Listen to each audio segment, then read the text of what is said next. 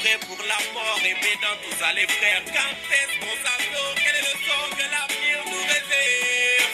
Quand est-ce qu'on se lève? Allons nous laisser à la relève. Quand est-ce que la Guinée sera meilleure? Faut que le président de la République respecte l'opposition pour éviter une crise d'opposition de la population.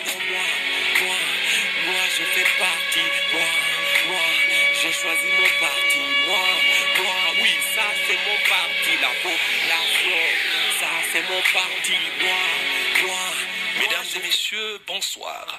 À la une de l'actualité, le chef de l'imposition des rivières perdues, Canardé, le Foulegbeli, dealer de la principale formation politique de l'imposition des rivières perdues, a été fâché avec une balle perdue et tordue ce matin dans le quartier de la Moche-Vue.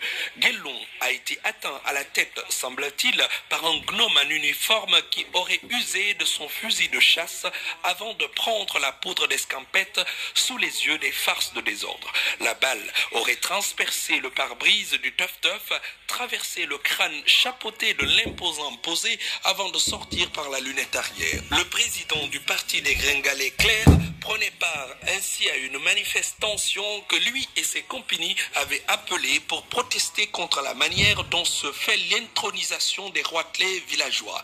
Au micro de nos contes frères de la télévision nationale, le ministre de l'Information a déclaré que la balle a été tirée par un manifestant. Cette tragédie que les proches et militants du parti des Gringalais, quant à eux, qualifient d'assassinat de leur dealer, a vite empoisonné la ville et les réseaux sociaux. Aussitôt, les violences, qui étaient jusqu'ici localisées dans quelques endroits de la capitale, Niakri-Salté, se sont transportées dans d'autres quartiers de la ville.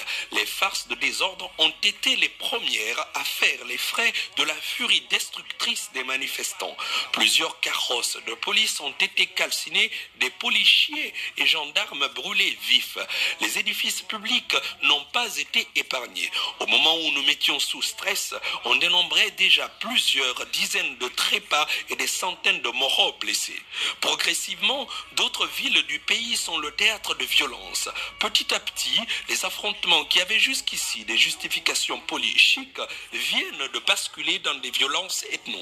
Les populations se sont armées, qui de lames de boucher, qui de pistolets rouillés, et écument les quartiers à la recherche de personnes d'ethnies différentes. Il faut rappeler que les discours de stigmatisation et d'exclusion d'un irresponsable religieux et d'une autorisée traditionnelle avaient déjà amené à des affrontements au Roland de « c'est mon ancêtre qui a chié ici avant le tien ». Kidia, principale ville de la Basconne, a été le théâtre de heurts entre militants de l'imposition et de la mouvance, à l'occasion de l'installation du nouveau bouffeur de taxes locales. Certaines personnes avaient profité de ce différend politique pour instiller dans le coin des discours ethnocentristes qui ont débouché sur des attaques ciblées. Aujourd'hui, la situation est devenue de plus en plus incontrôlable. Des milices privées, des groupes d'autodétente se sont créés dans tout le pays. Utilisant le paravent de sécurisation des personnes et de leurs ariens, ces sauveurs du dimanche sont plus de vandales, braqueurs affamés que de protecteurs et de bons samaritains. Le pays s'embrase de plus en plus pendant que des pseudo-experts de la communauté internationale devisent dans les palais cossus et les plateaux de médias. Les violences sont montées d'un cran ce soir avec la découverte d'un char nié chez les mastiqueurs de singes. Vraisemblablement, il s'agit d'exécutions sommaires de tout un peloton de gorilles à coups de machette. Femelles, petits, vioques, légères et lourdes carcasses dont les corps s'empilent sur la place du village. Chez les brouteurs de coups à la main, c'est un exode de masse qui est en cours où tout le monde fuit tout le monde parce que chacun est persuadé que c'est l'autre qui est le bourreau. Chez les bouffeurs de Diabéré ou en Basconne, le spectacle macabre est tout aussi insoutenable. Les rivières perdues étant des pays les plus riches de la sous-région ouest africaine, assis notamment sur les mines de la bauxite schiste les plus convoitées dans le monde, le bled n'a pas su profiter de ses richesses. Ces dernières années, depuis l'accession de l'imposant Historix au pourboire, le coin est gâté, complètement gâté. Il est en croix de perpétuelles crises politiques et sociales. Entre les revendications catégorielles et la corruption à fiel ouvert, la restriction des libertés et l'impunité, le bled a accumulé lentement mais sûrement tous les ingrédients explosifs de la guerre civile.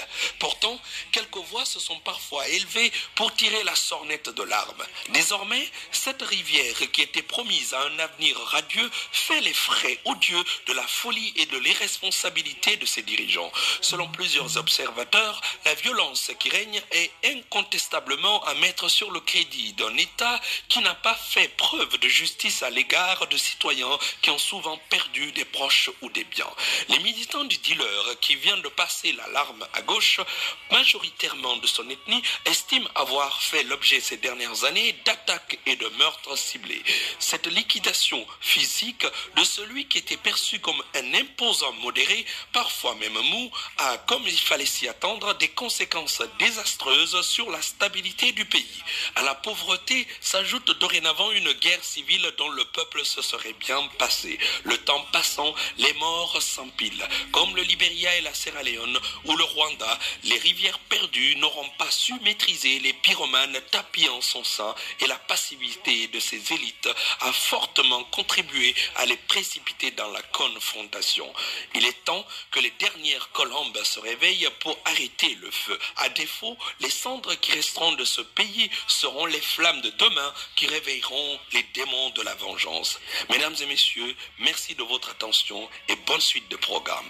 Voilà mes sœurs, mes frères, le type d'infos que le monde pourrait écouter à notre sujet. Si l'on n'y prend pas garde, si l'on ne s'arrête pas, si on n'arrête pas cette dictature rampante qui se renforce tous les jours et divise les Guinéens. Depuis ce mardi 23 octobre 2018, tout le monde y va de son expertise balistique. Lorsque les uns ne sont pas dans le déni, les autres en font un sujet d'humour. Mais, et si cette balle, si ça n'était une, avait touché Cellou Dalein Diallo? Et si cette pierre, si ça n'était une, avait percuté le chauffeur conduisant une voiture submergée de gaz lacrymogène? On me dira que je joue les oiseaux de mauvais augure. On me dira que je défends peut-être le leader de l'UFDG parce que je suis son conseiller en communication.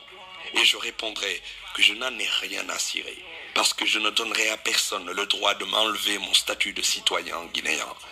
Et je le dis haut et fort, un homme, à lui seul, est la plaie de ce pays. Et quand on a une plaie qui gratte, qui pisse sang et pue, il faut la nettoyer. À l'alcool ou au mercurochrome, cette lésion qui pourrit doit être désinfectée et absolument et complètement traitée. Et il est impératif de ne pas oublier que parfois le salut du corps passe par l'amputation du membre puant. Sinon, c'est toute l'âme qui est gangrénée et qui meurt. Et je vois d'ici qu'on me pisse que c'est la raison pour laquelle ils ont dû pour de vrai fermer ma gueule et dégager. Alors je réponds que de là où momentanément mes bagages sont posés, je rouvre ma gueule et j'emmerde. Moi, mon parti.